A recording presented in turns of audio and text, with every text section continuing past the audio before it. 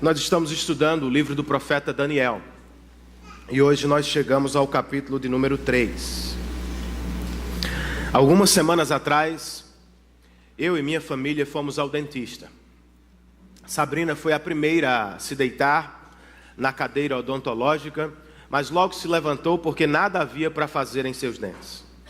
Eu fui convidado a ir depois e descobri que havia um reparo para fazer em uma restauração.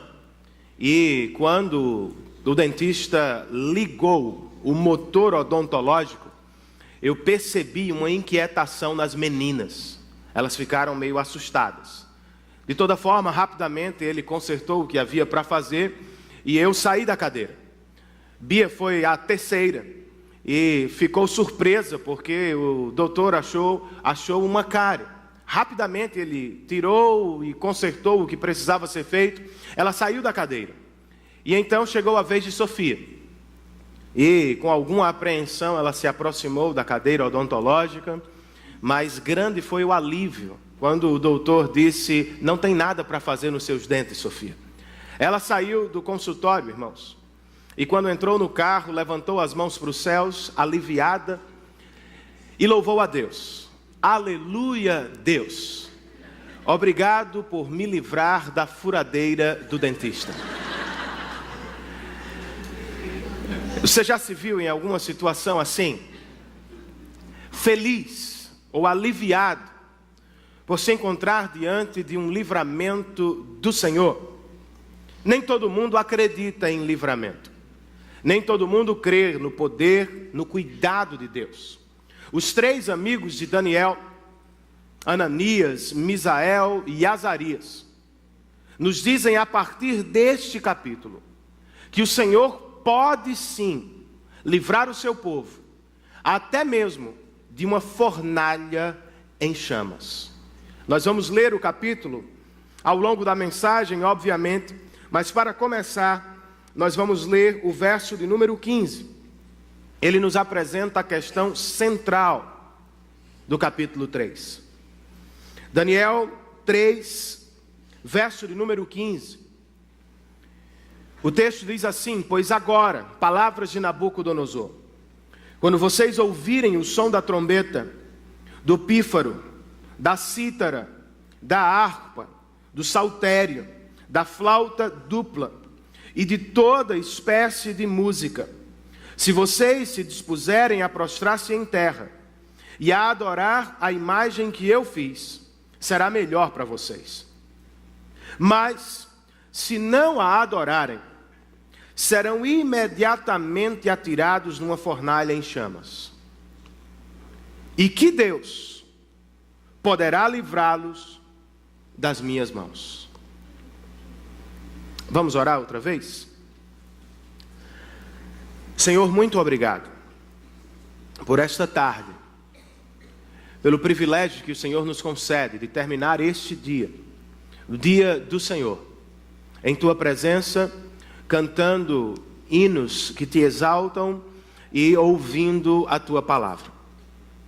Eu sei, Senhor, que nem todos chegam a este lugar da mesma maneira. Possivelmente há pessoas que enfrentam dificuldades, há outros que duvidam do Teu cuidado e do Teu amor, mas certamente Tu tens uma palavra para todos nós. A minha oração é que, por graça, o Senhor fale aos nossos corações. Que o Senhor me assista enquanto falo a Tua palavra, que os meus irmãos sejam igualmente assistidos por Ti quando vão ouvir a Tua palavra. E que ao final de tudo, ó Deus, saiamos daqui certos de que o Senhor pode sim cuidar das nossas vidas, que o Senhor vai sim nos proteger de todos os males ao longo da nossa caminhada. Em nome de Jesus e para a glória dele nós oramos. Amém.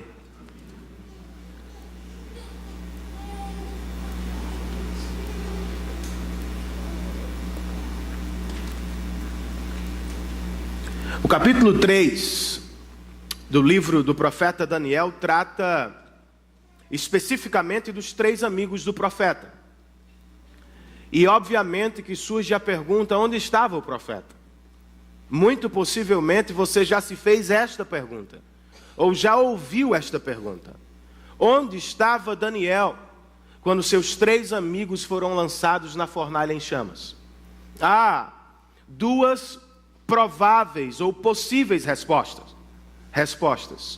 Uma delas é apresentada por um pastor por nome de Yandu Gide, quando escreve: não sabemos ao certo onde Daniel estava. Talvez tenha sido enviado a uma missão, ou em uma missão, a outra parte do império da Babilônia. A outra resposta vem do último verso do capítulo de número 2, quando o próprio profeta registra no verso 49 do capítulo 2. Além disso, a pedido de Daniel, o rei nomeou Sadraque, Mesaque e Abednego administradores da província da Babilônia, enquanto o próprio Daniel permanecia na corte do rei. Bryan Chapell, um comentarista do texto de Daniel, fala sobre este verso, dizendo o seguinte: a pedido do próprio Daniel, provavelmente, seus 3 amigos foram enviados para trabalhar em uma província mais afastada da corte do rei, onde lá, provavelmente, foi levantada a estátua ou a imagem de ouro. Portanto, não podemos precisar, não sabemos ao certo a razão por trás da ausência do profeta Daniel. Ou estava em alguma parte distante do império, ou estava no próprio palácio do rei, enquanto seus amigos serviam em uma província mais afastada. De toda forma, irmãos, o que percebemos quando entramos no capítulo 3 é que o foco da narrativa se afasta de Daniel e se aproxima dos amigos de Daniel. A história se passa com eles, e eles estão no foco, ou no centro da narrativa. Eles terão de viver para a glória de Deus na ausência de seu amigo Daniel.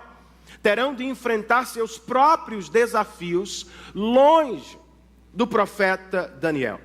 E qual é a questão que vão enfrentar? Ou o que é que eles terão de enfrentar quando se encontram afastados do profeta Daniel? A questão é levantada pelo próprio rei, quando ele pergunta aos jovens: e qual é o Deus que poderá livrá-los das minhas mãos? Mais tarde, ao final da narrativa, ou do capítulo 3, o mesmo rei terá de concluir: o Deus de vocês pode livrar, o Deus de vocês e nenhum outro pode fazer coisas grandes em prol do seu povo. Percebemos com isso que esta é a grande mensagem do capítulo.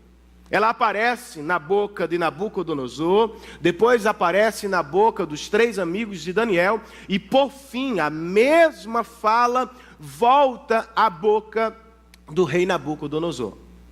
Deus pode, irmãos, Deus pode livrar o seu povo, até mesmo de uma fornalha em chamas para a glória do seu nome. A grande pergunta que fazemos a esta verdade maior é: quais são os perigos dos quais Deus nos livra, ou nos promete livrar a partir desta narrativa? Do que Deus nos livra? Quais são os perigos que nos cercam agora, dos quais Ele pode nos livrar? Eu listei 3 no nosso boletim informativo, página de número 2. E eles dividem ou nascem a partir das 3 divisões maiores do próprio capítulo.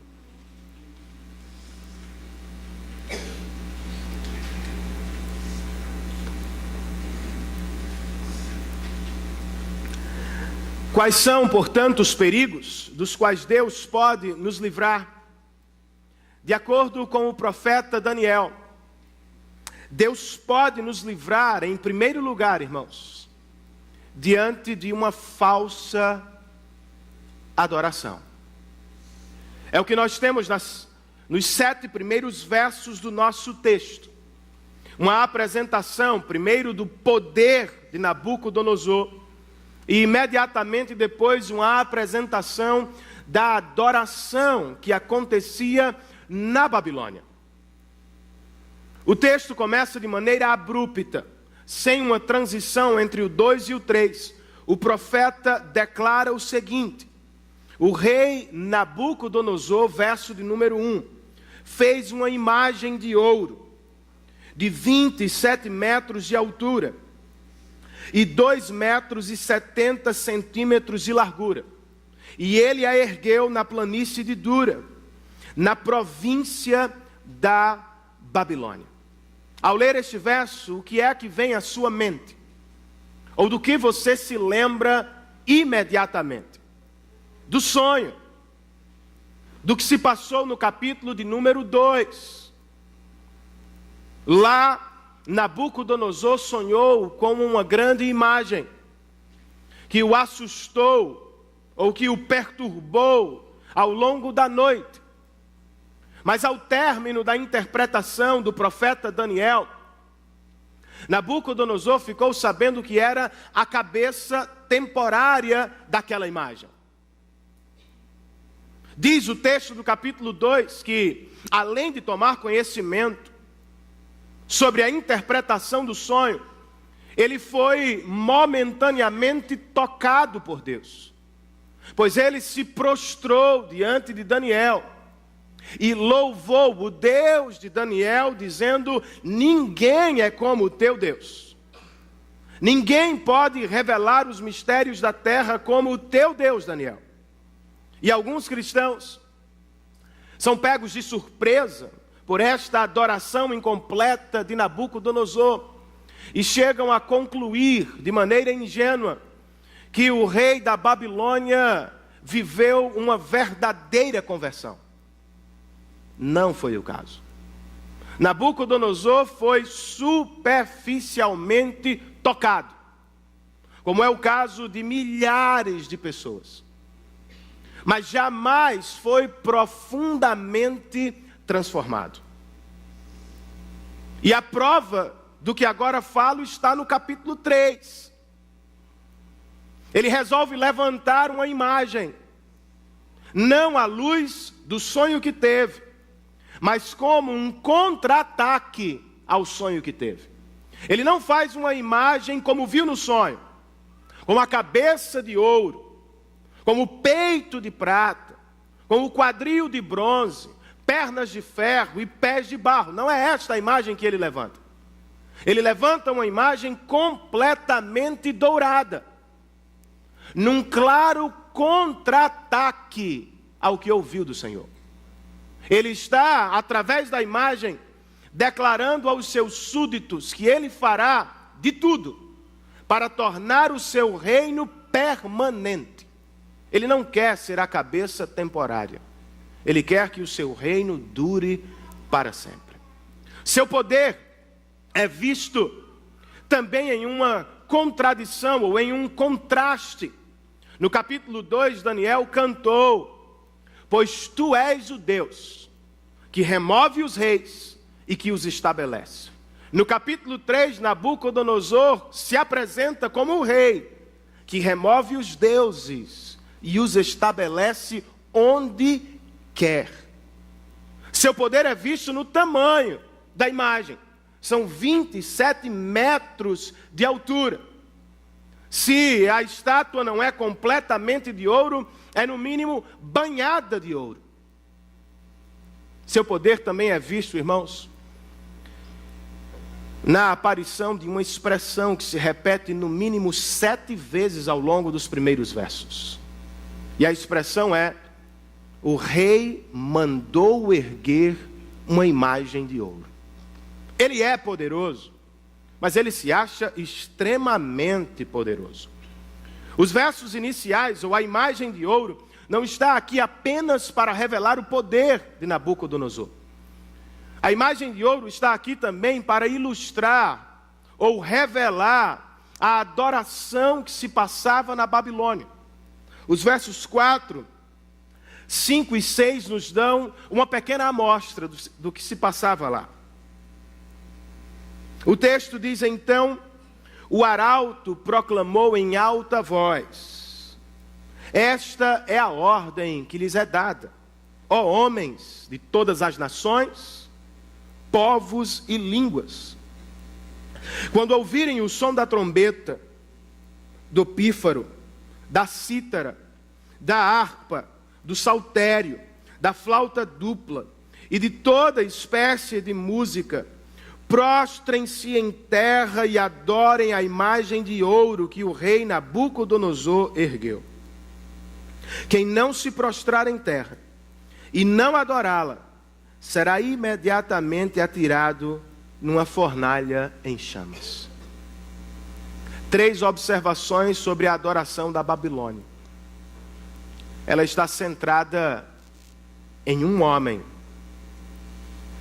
Ela promete queimar os adoradores desobedientes. E ela tem por propósito reunir a humanidade em torno da obra de um homem. É importante, irmãos, notar a localização da construção da imagem. Foi na planície de Dura. Muito provavelmente, diz um comentarista, a imagem foi levantada onde há muito tempo atrás, ou muito tempo antes, a Torre de Babel fora construída. E as duas foram erigidas com o mesmo propósito: exaltar o nome do homem e arrebanhar pessoas em torno da obra do homem. É o que Nabucodonosor quer. Ele quer se exaltar sobre os homens. E ele espera que nações, povos e línguas, sobre quem domina, prostrem-se rosto em terra e adorem a sua pessoa e a sua construção. O verso de número 7 registra: por isso, logo que ouviram o som da trombeta, do pífaro, da cítara, da harpa, do saltério e de toda espécie de música, os homens de todas as nações, de todos os povos e de todas as línguas prostraram-se em terra e adoraram a imagem de ouro que o rei Nabucodonosor mandara erguer. Todos, exceto 3. Mas por agora o texto os esconde. O autor os deixa para a segunda cena. E assim nós vamos fazer também. Por agora a questão não se dirige a eles, se dirige a nós. Todos se prostraram ao som da música da falsa adoração da Babilônia. A pergunta é: nos prostraremos também, irmãos? Vamos nos curvar diante da falsa adoração da Babilônia que nos cerca hoje? Vamos nos render aos falsos deuses do nosso tempo? Com o que você acha que devemos nos preocupar quando o assunto é a falsa adoração? De maneira prática, eu vou sugerir 3 preocupações que precisam habitar os nossos corações quanto à falsa adoração. Precisamos nos preocupar com a falsa adoração porque ela produz uma falsa conversão. Foi o caso de Nabucodonosor. Ele foi superficialmente tocado pelo poder de Deus, mas jamais foi profundamente transformado, irmãos.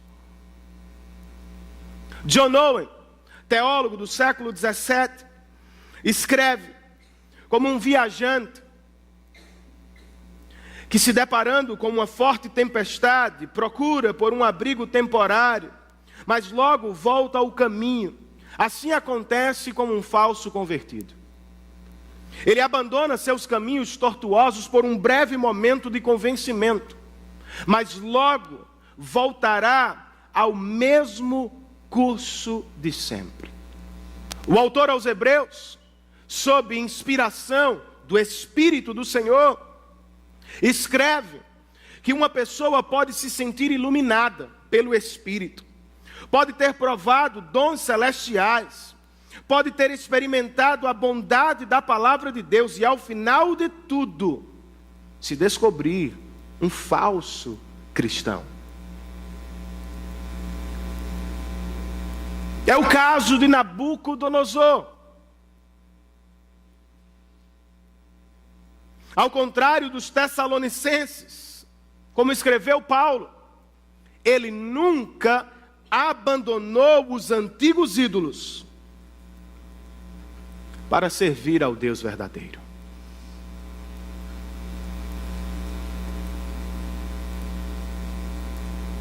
Ser um cristão, irmãos, não significa ser superficialmente tocado. Ser um cristão significa ser radicalmente transformado para a glória de Deus. Eu não sou cristão porque digo que sou cristão. Eu não sou cristão porque congrego em uma igreja cristã. Eu não sou cristão porque tomo parte dos sacramentos cristãos. Eu não sou cristão porque a minha família é cristã. Eu não sou cristão porque superficialmente me sinto emocionado semana após semana. Eu não sou cristão porque apenas frequento lugares cristãos, tenho amigos cristãos. Eu sou cristão, irmãos, porque o Espírito de Deus operou uma transformação interior no meu coração, de modo que hoje, a prova disso é que eu vivo para a glória dele e não mais para a minha própria glória.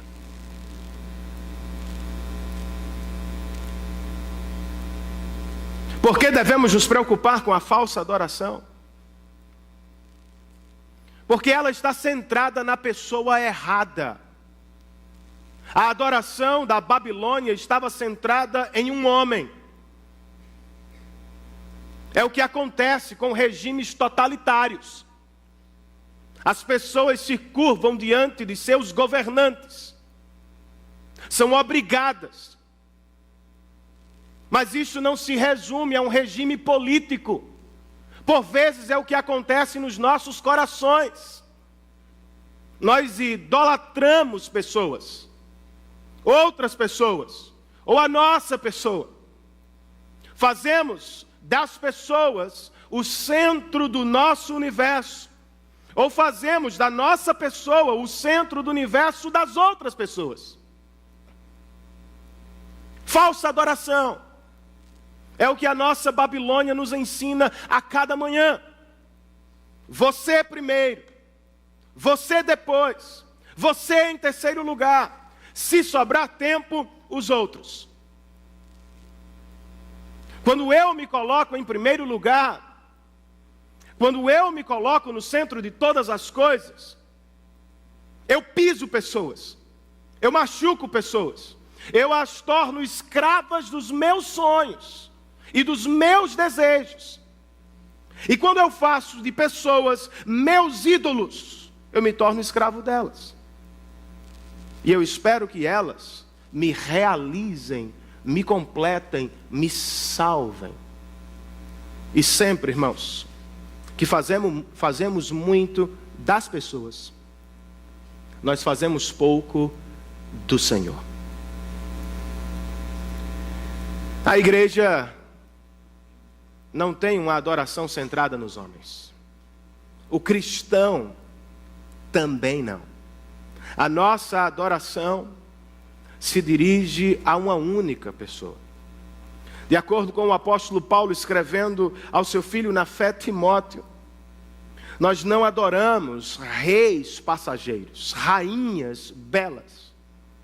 Nós adoramos o único Deus, o Rei eterno, imortal e invisível, a quem seja a honra e a glória para sempre.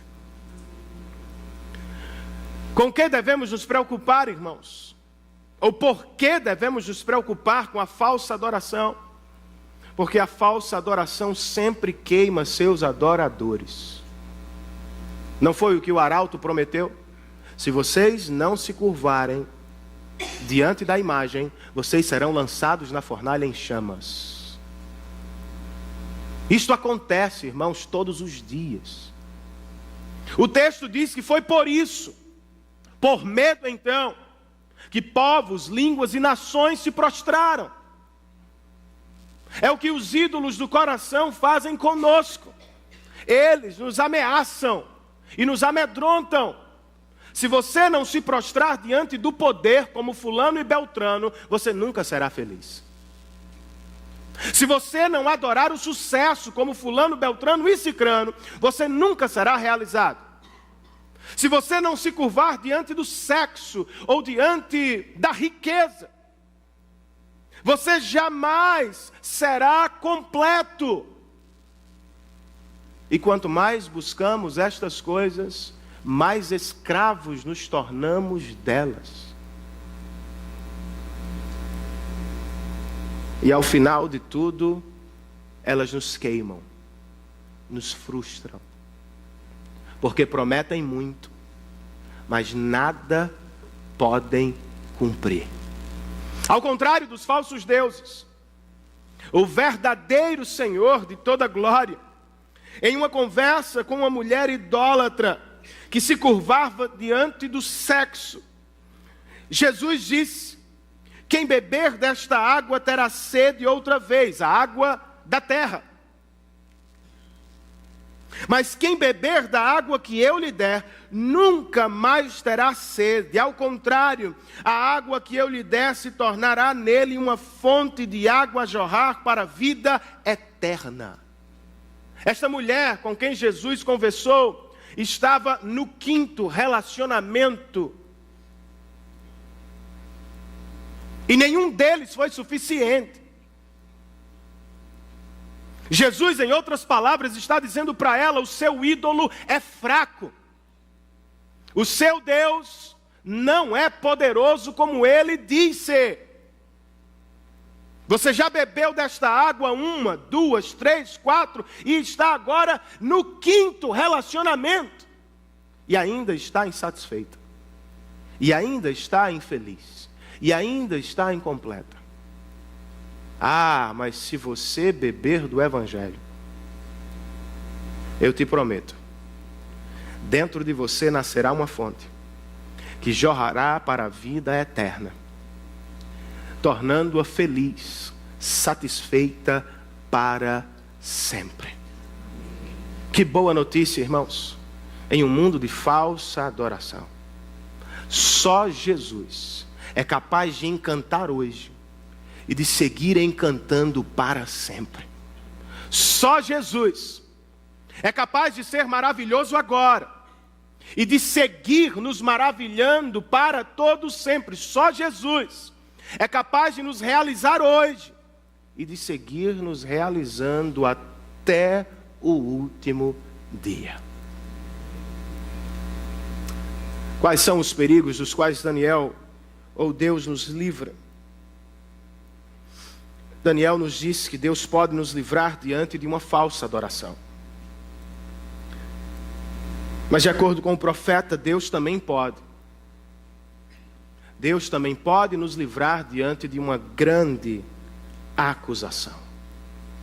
A segunda divisão do texto pode ser dividida em acusação, primeira resposta, segunda resposta. Ele primeiro nos oferece a acusação dos astrólogos da Babilônia e logo depois nos apresenta as duas respostas. A resposta do rei da Babilônia e a resposta dos 3 amigos de Daniel. Vamos primeiro à acusação. Verso de número 8. Nesse momento,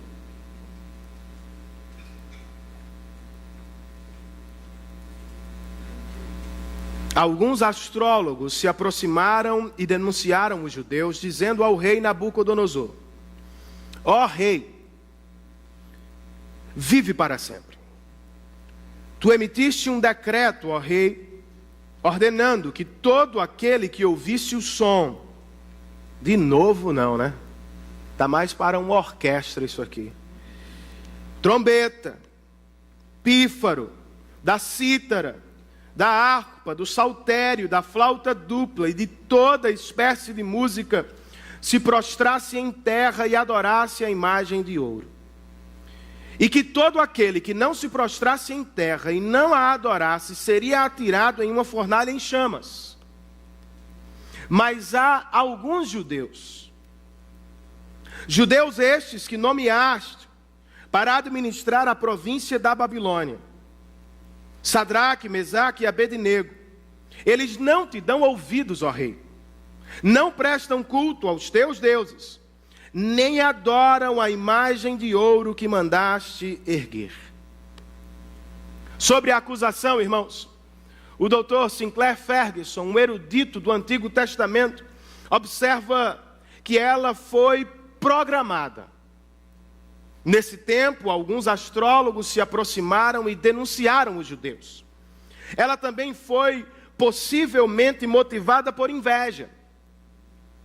Porque eles dizem, mas há alguns judeus que nomeaste para administrar a Babilônia. E ela foi realizada sem misericórdia.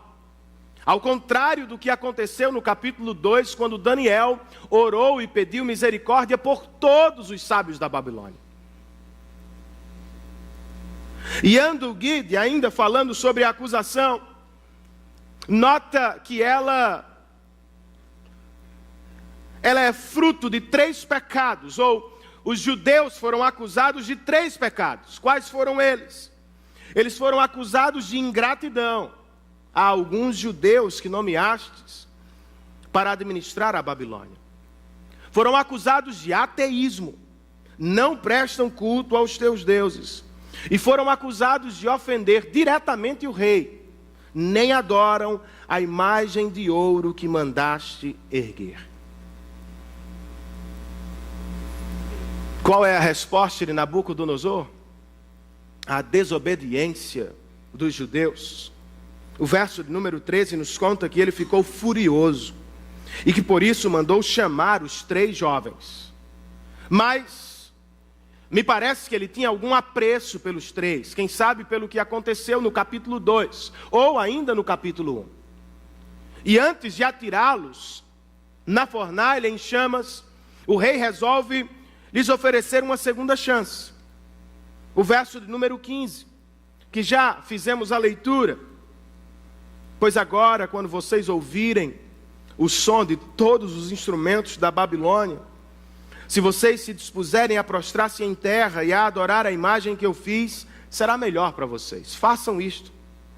Mas se não a adorarem, vocês serão imediatamente atirados numa fornalha em chamas. E que Deus poderá livrá-los das minhas mãos.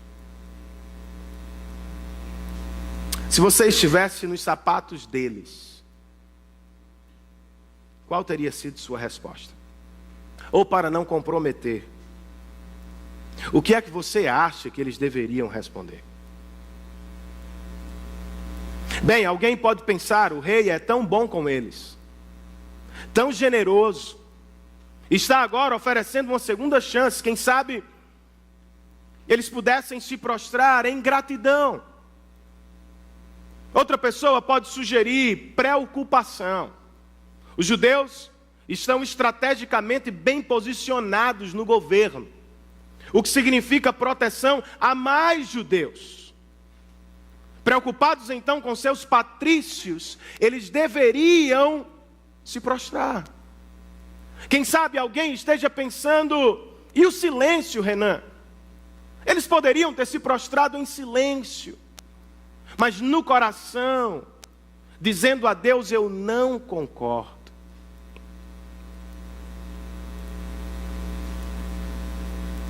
Não é o que muitas vezes fazemos? Não concordamos. Mas esta posição nos traz tantas bênçãos para os nossos familiares e amigos. Não concordamos, mas Ele é tão gentil e generoso comigo. Não concordamos só no coração. Deus sabe que eu participo destas coisas, mas que eu não as aprovo.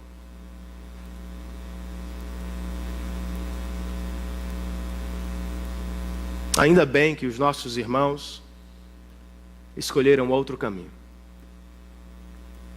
Com muita coragem e contrariando a expectativa de muitos.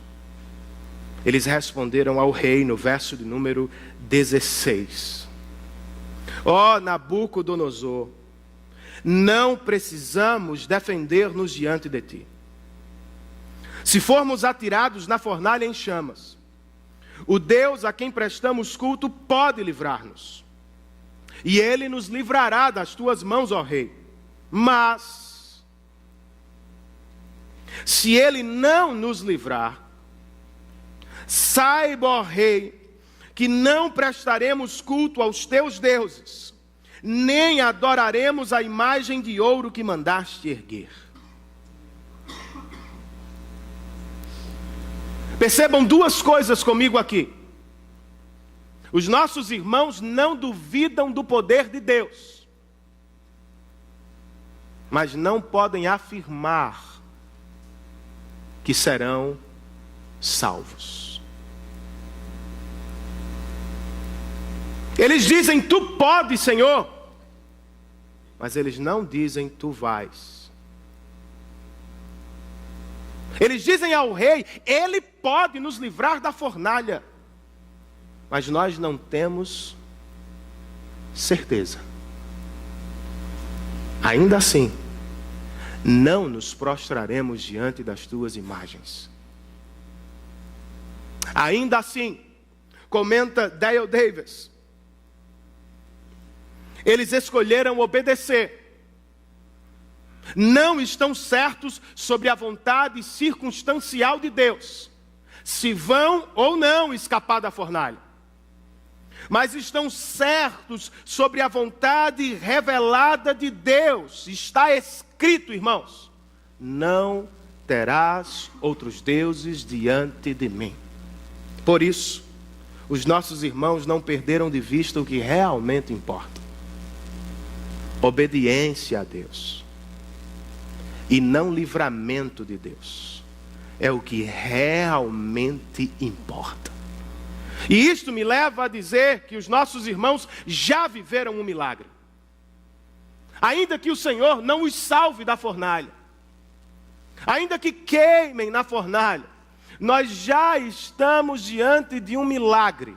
3 jovens, em uma terra estrangeira, longe dos seus familiares, preferem morrer no reino dos homens a desobedecer o Rei da Glória.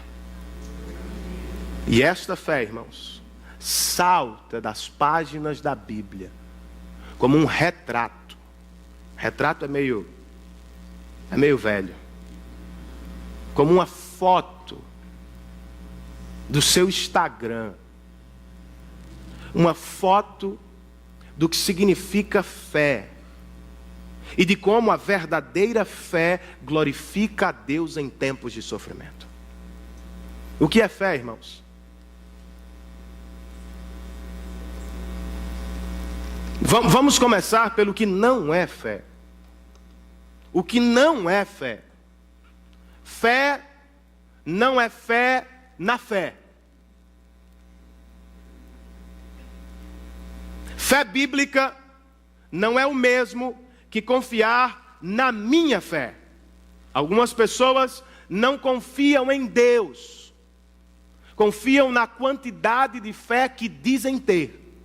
Eu leio muito, eu jejuo muito, eu oro muito, eu oferto muito, eu faço muito. Ao final do dia, elas reúnem o que fazem, colocam na presença do Senhor e dizem, tu estás obrigado a me atender, porque minha fé é grande. Outras pessoas, dizendo confiar em Deus, confiam na qualidade da fé delas. Veja, Senhor, que a minha petição tem boas intenções. E os meus pedidos estão recheados com citações bíblicas, logo o Senhor terá de me atender. Outros entendem fé por pré-conhecimento do futuro. Vivem em busca de adivinhos e profetas que podem revelar o que vai acontecer amanhã. As pessoas pautam suas vidas a partir do que ouviram de outros, e não do que ouviram do Senhor. Esta fé popular não é fé bíblica. Se parece muito mais com o canto da torcida do Atlético Mineiro. Eu acredito. Que foi cantado no jogo de handebol da seleção brasileira, por incrível que pareça, a 1 minuto de jogo. Será que a seleção era boa? A 1 minuto de jogo a torcida estava gritando: eu acredito, vai dar certo. Isso não é fé não, meu irmão. Isso é positivismo pagão.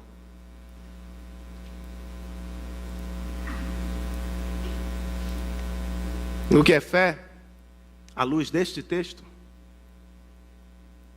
Fé é confiar em Deus, no poder de Deus, na vontade livre de Deus e na palavra revelada de Deus. Eles não duvidam do poder de Deus. Eles dizem ao rei Nabucodonosor: Deus pode nos livrar. Eles sabem por experiência própria. Deus os livrou no capítulo 1, Deus os livrou no capítulo 2. E quando abrem as escrituras do AT, eles encontram centenas de livramentos. Deus é capaz. Eu creio, irmãos, que Deus pode livrar você da doença. Eu creio que Deus pode livrar você do problema financeiro. Eu creio que Deus pode livrar você de um monte de coisas. Eu posso afirmar que Ele vai? Não. Eles creem no poder de Deus, mas eles não se atrevem a determinar. Eles dizem: nós cremos que Deus pode, mas nós não sabemos se Ele vai.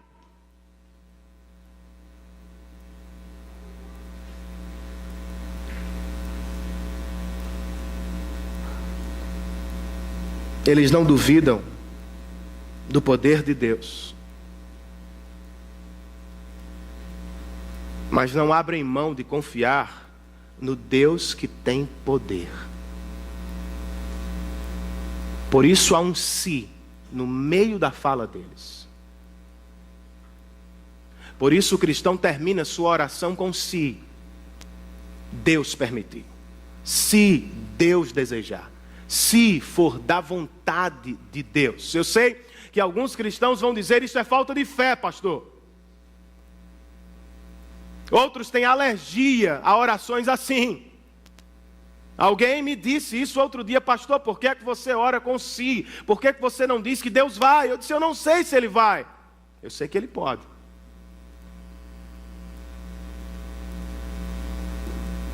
Ainda assim, irmãos, eu creio, como os meus irmãos, que o meu Deus é poderoso, Ele é bom, e Ele está no controle de todas as coisas. O que é que me cabe, Renan? Confiança. Não no que Ele faz, ou pode fazer, mas no que Ele é. Eu não sei se você será curado. Eu não sei se a porta de emprego vai se abrir amanhã ou depois de amanhã. Eu não sei se terei vida amanhã, irmãos, do lado de cá. Mas o que eu sei está revelado: Ele é bom, Ele é perfeito, jamais erra, está no controle de todas as coisas para o louvor do seu nome. O que me cabe é a obediência ao que está revelado. Esta fé é a que glorifica a Deus. Não sabemos se Deus vai nos livrar. Ainda que não nos livre, não nos prostraremos diante de você, porque está escrito: não terás outros deuses diante de mim.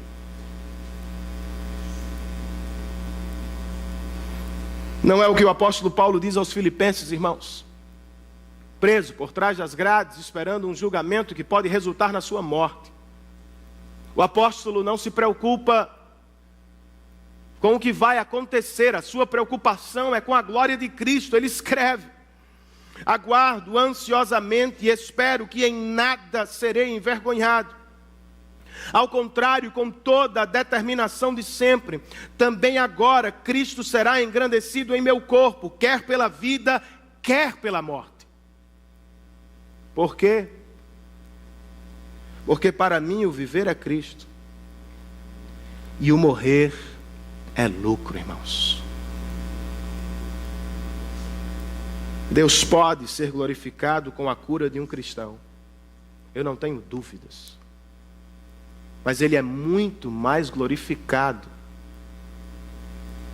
por um cristão que sofre, mas não desiste de adorá-lo em tempos de sofrimento. Você não precisa ser cristão para desejar cura, riqueza e longevidade. Todo mundo deseja estas dádivas.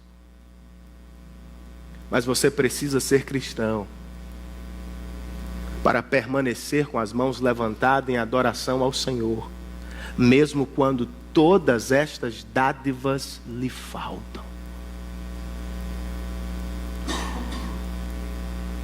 E aqui eu posso citar a célebre frase do pastor John Piper, que muito nos ensina em 2, 3 linhas. Ele escreve: Deus é muito mais glorificado em nós quando nós estamos muito mais satisfeitos nele. E isto não em tempos de prosperidade, mas em tempos de sofrimento e adversidade. Esta fé, irmãos, choca o mundo e dá glória a Deus. É esta fé que assusta as pessoas. Mas desejar o que o mundo deseja não assusta ninguém. O rei Davi perdeu tudo. Está sendo perseguido por seu próprio filho. Escondido em alguma caverna escura, fria do deserto de Judá. Ele não toma tempo para murmurar contra o Senhor. Ele não toma tempo para pedir a restituição do que perdeu. Não. No meio do deserto ele levanta as mãos para os céus e diz: Senhor, o teu amor, não as tuas dádivas, o teu amor é melhor do que a própria vida. Em outras palavras, ele estava dizendo: eu não tenho mais trono, eu não tenho mais casa, eu não tenho sequer minha família por perto, perdi tudo. Mas se tenho a ti comigo no meio do deserto, eu tenho tudo o que preciso. Isto assusta o mundo. Por isso ele diz: eu vou erguer as minhas mãos e vou bendizer o nome do Senhor, como quando eu tinha ricos banquetes. Um cristão satisfeito em Deus glorifica muito mais a Deus do que 10.000 livramentos nesta vida. Que o Senhor nos dê então esta experiência cristã, restrita a cristãos, satisfação espiritual em todo tempo. Amém, queridos? Por fim, de acordo com Daniel, Deus pode nos livrar de uma falsa adoração. Deus pode nos livrar de uma grande acusação. E para terminar, Deus pode nos livrar diante de uma real situação. Nabucodonosor já se mostrou furioso antes. Mas agora, no verso de número 19, o texto diz que ele ficou tão furioso que o seu semblante mudou. Você já viu alguém assim? Da próxima vez você sussurra baixinho: esse é irmão de Nabucodonosor.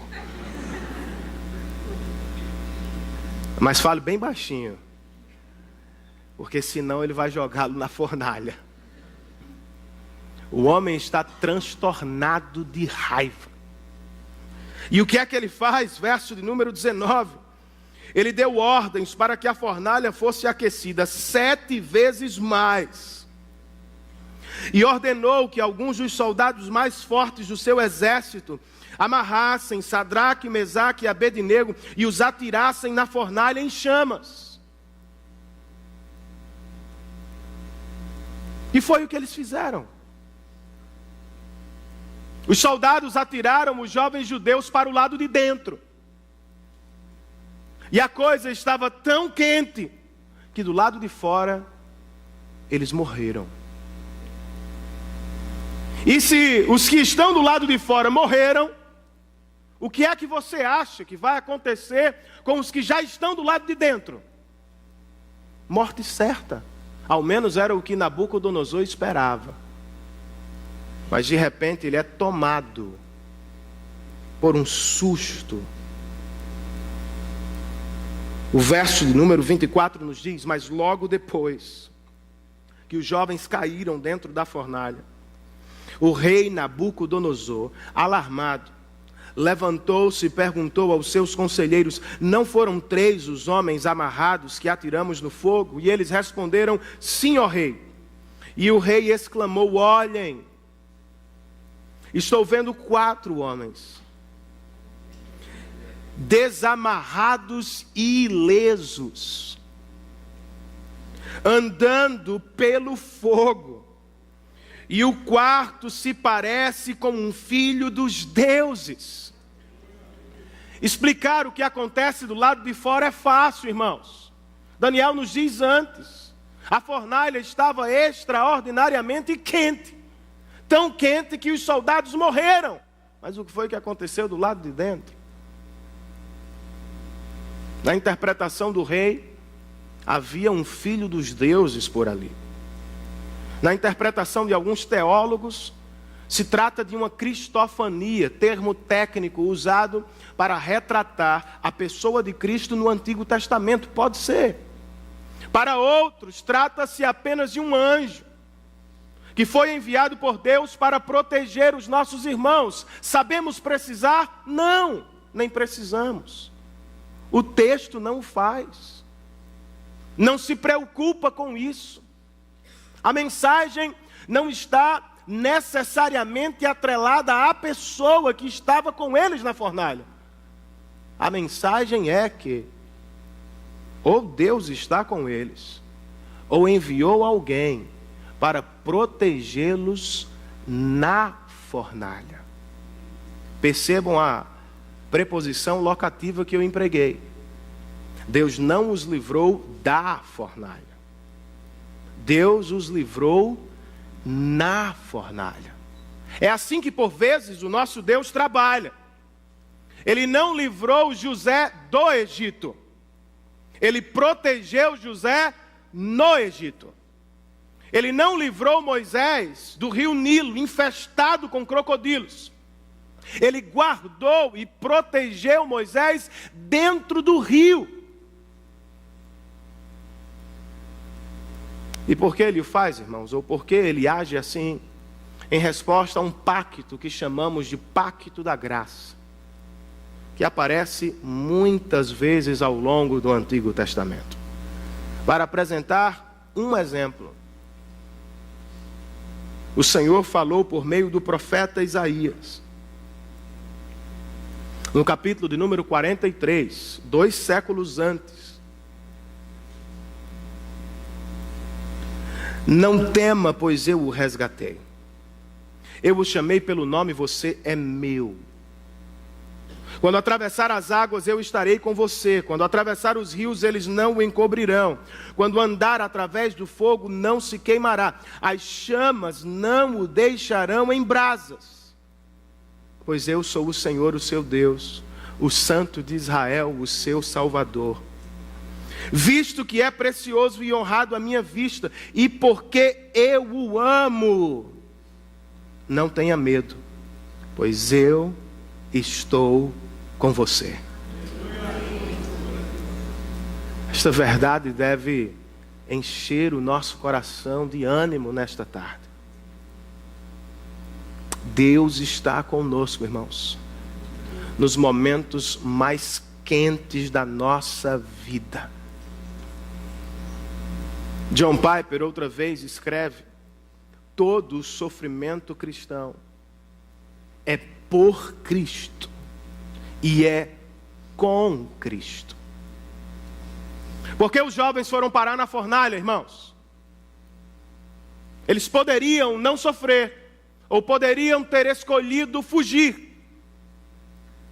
mas eles foram parar na fornalha porque resolveram viver para a glória de Deus. E Paulo diz a Timóteo que todo aquele que resolve viver assim enfrentará sofrimento na vida. Da mesma forma, toda doença que vem sobre você, toda tribulação que alcança a sua casa, todo sofrimento que vivemos, devemos encará-lo assim.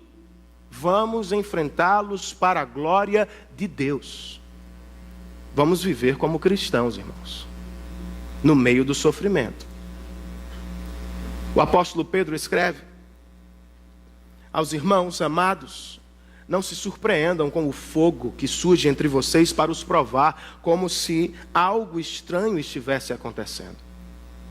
Isso é comum. Alegrem-se à medida que participam dos sofrimentos de Cristo, para que também, quando a sua glória for revelada, vocês exultem com grande alegria. E se sofrem como cristãos, glorifiquem a Deus.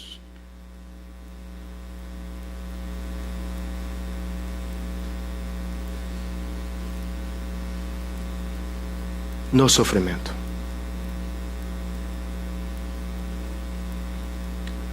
Todo sofrimento cristão é por Cristo, irmãos.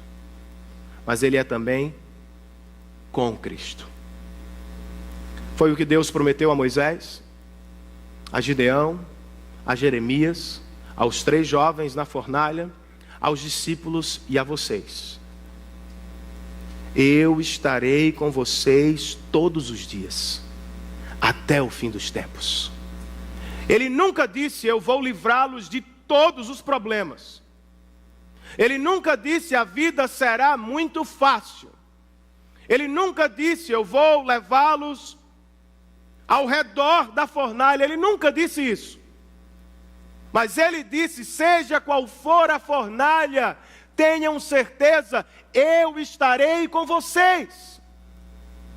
No câncer, na crise financeira, na luta por seu trabalho, na luta diária com os filhos. Outra verdade, irmãos, que salta deste texto, que deve encher o nosso coração de alegria: Deus pode nos livrar dos mais terríveis perigos desta vida. Nabucodonosor questionou: e que Deus poderá livrá-los? E agora, ao final do texto, ele está diante do poder do Deus que livra seu povo. Deus pode livrar você? Estou certo disso. Você está certo? E como é que temos certeza, irmãos? Foi o que ele fez por nós na cruz do Calvário. Quando Sadraque, Mesaque e Abednego foram atirados na fornalha em chamas, Deus estava com eles. Mas quando Jesus foi pendurado no Calvário, o Salvador se sentiu completamente abandonado. Quando as muitas águas caíram sobre a cabeça do Senhor, ninguém estava lá para ajudar. Quando Jesus enfrentou a fornalha ardente da cruz, irmãos, nenhum anjo esteve ao seu lado para suportá-lo. E obviamente nós perguntamos: por que Deus se revelou presente com os 3 jovens na fornalha e não esteve presente com seu filho no Calvário? Por que Deus estendeu sua destra para poupar os 3 jovens na fornalha em chamas e não procedeu da mesma forma com seu filho na cruz do Calvário? Você já sabe a resposta. E eu também, mas precisamos lembrar semana após semana. Deus não livrou seu filho na cruz do Calvário, porque através da morte dele, o Senhor estava livrando você da fornalha que queimará para sempre.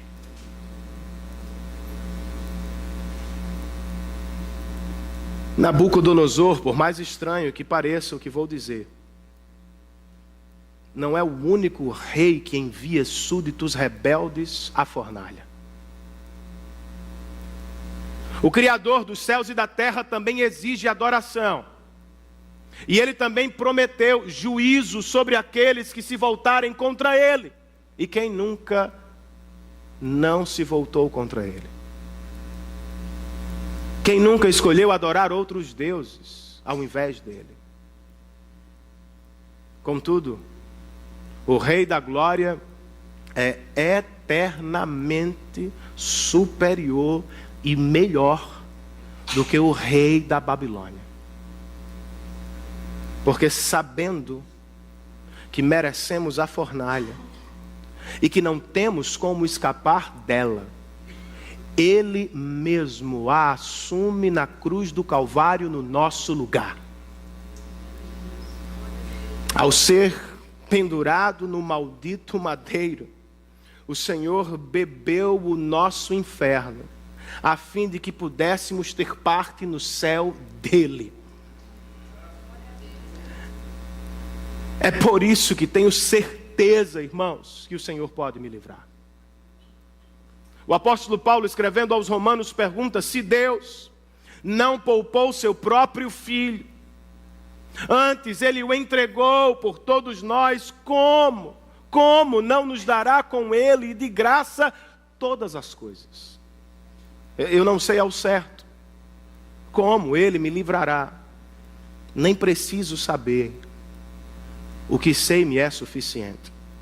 Ele me livrou de uma fornalha que queimará para sempre, e estará comigo em todas as fornalhas passageiras desta vida.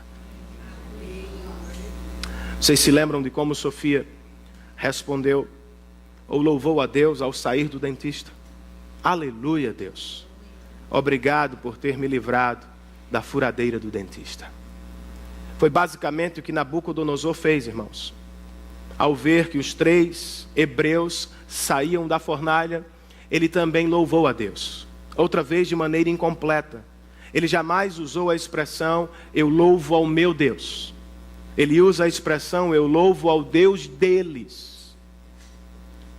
Ainda assim, sem conhecê-lo pessoalmente, ele chegou à conclusão de que o Deus deles pode sim livrar seu povo dos maiores perigos da vida. E o que aconteceu aos nossos 3 irmãos? O texto diz que o rei os promoveu na Babilônia.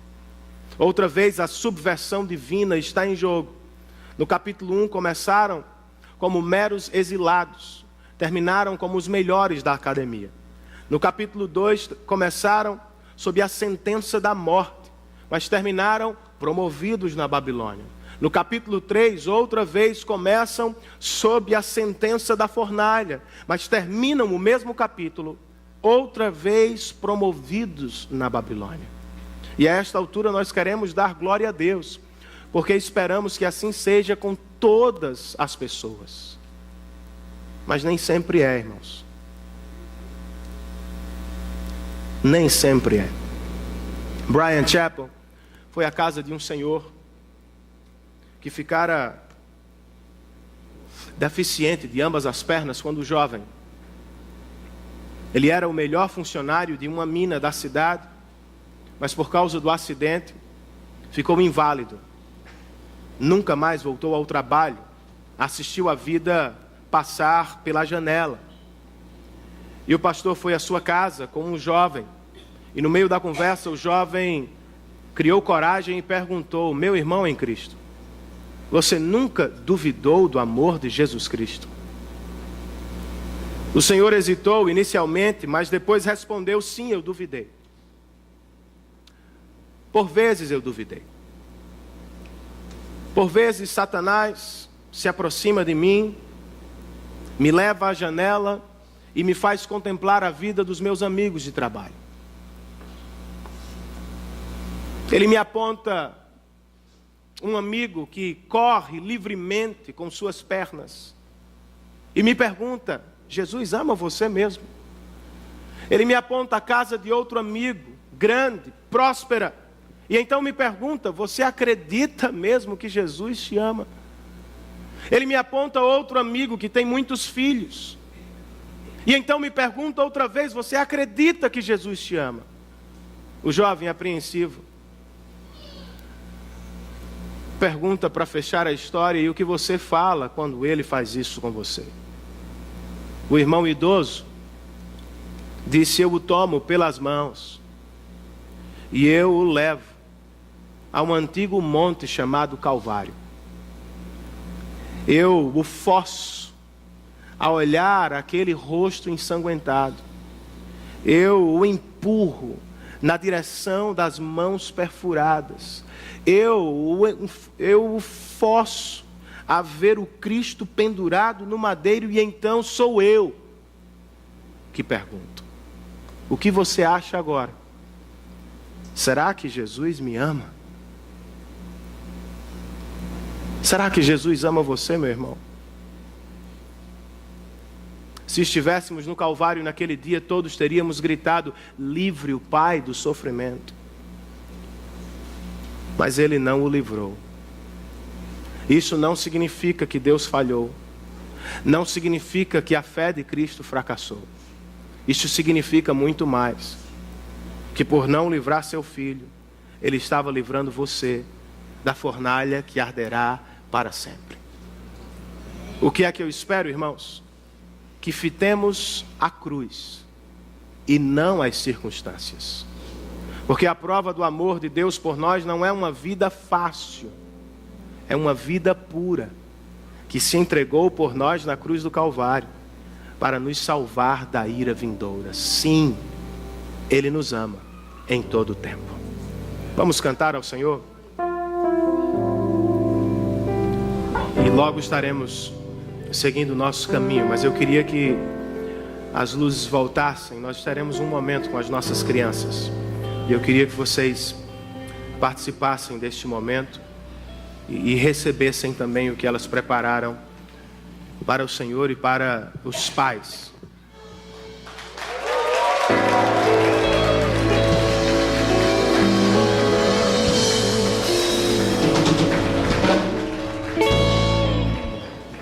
Obrigado, crianças. Vamos orar com todas vocês aqui em cima ainda.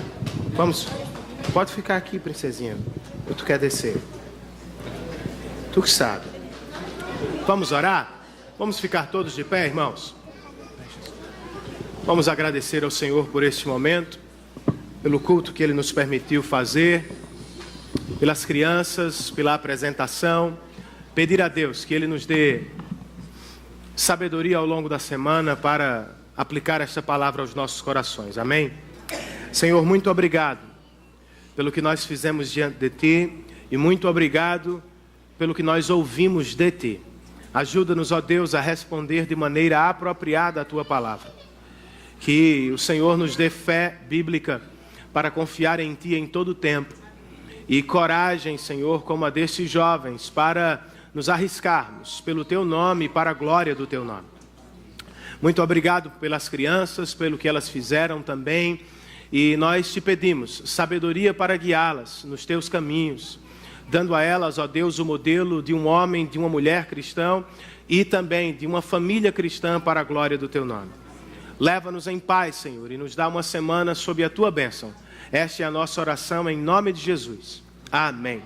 Que o amor de Deus, nosso Pai, a graça do Senhor e Salvador Jesus Cristo, a comunhão, o poder, a presença e o cuidado do Santo Espírito de Deus estejam sobre todos nós, e todos nós dizemos a uma só voz, amém. Que Deus nos abençoe, queridos, em Cristo Jesus.